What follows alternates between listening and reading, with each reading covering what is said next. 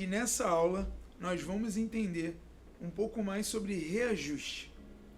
A Agência Nacional de Saúde Suplementar, a ANS, regula tanto os planos individuais e familiares quanto os planos coletivos, empresariais ou por adesão. A ANS ele regula todos esses tipos de plano, inclusive no que se refere ao reajuste. Mas as regras para definição e aplicação são bem diferenciadas e eu vou nesse vídeo, nessa aula, explicar para vocês quais são essas diferenças. Nos planos individuais ou familiares, o percentual máximo de reajuste que pode ser aplicado pelas operadoras é definido pela ANS, sigla da Agência Nacional de Saúde Suplementar. Para o período de maio de 2020 até abril de 2021, o índice estabelecido foi de 8,14%, mas entenda que não existe um percentual exato. Isso é importante você frisar para o seu cliente. No caso dos planos coletivos, com mais de 30 beneficiários ou mais, estes possuem reajuste definido em contrato e estabelecido a partir da relação comercial entre a empresa contratante e a operadora, em que há um espaço para negociação entre as partes. Nesses casos, é fundamental a participação do contratante na negociação do percentual. No caso dos reajustes de planos coletivos com até 29 beneficiários, a Agência Nacional de Saúde Suplementar, a ANS, estabelece uma regra específica de agrupamento de contratos. Dessa forma, todos os contratos coletivos com até 29 vidas de uma mesma operadora devem receber o mesmo percentual de reajuste anual. Isso significa que o objetivo é diluir o risco desses contratos, oferecendo maior equilíbrio no cálculo do reajuste.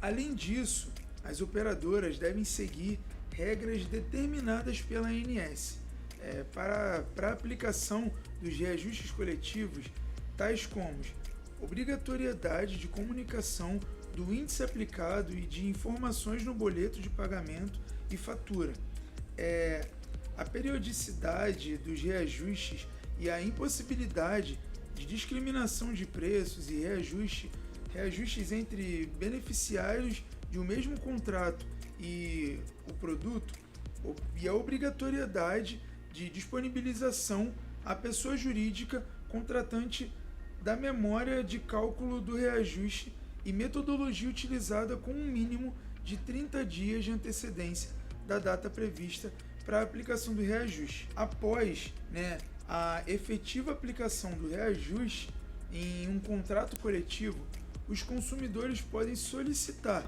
à administradora de benefícios ou à operadora a memória de cálculo, e a metodologia utilizada tem o prazo máximo de 10 dias para o fornecimento. E em relação ao reajuste por mudança de faixa etária, a agência esclarece que ocorre de acordo com a variação da idade do beneficiário e somente pode ser aplicado nas faixas autorizadas. Ele é previsto porque, em geral, por questões naturais, quanto mais se avança a idade da pessoa, mais necessário se torna os cuidados com a saúde e mais frequente é a utilização dos serviços dessa natureza. Então, quanto mais velho vai ser o seu cliente, quanto maior for a faixa etária dele, mais as operadoras entendem que ele vai utilizar esse plano. E por essa razão, o contrato do plano de saúde deve prever um percentual de aumento para cada mudança de faixa etária. E as regras de reajuste por variação de faixa etária são as mesmas para os planos de saúde individuais ou familiares, ou mesmo os planos coletivos por adesão, ou coletivos empresariais. A faixa etária para correção vai variar conforme a data de contratação do plano e os percentuais de variação precisam estar expressos no contrato. Você vai conferir na tabela abaixo, que eu vou colocar na descrição aqui do vídeo, a aplicação desse tipo de reajuste, que com certeza vai ser muito importante para você poder entender. Claro que é um assunto que a gente precisa estudar muitos detalhes.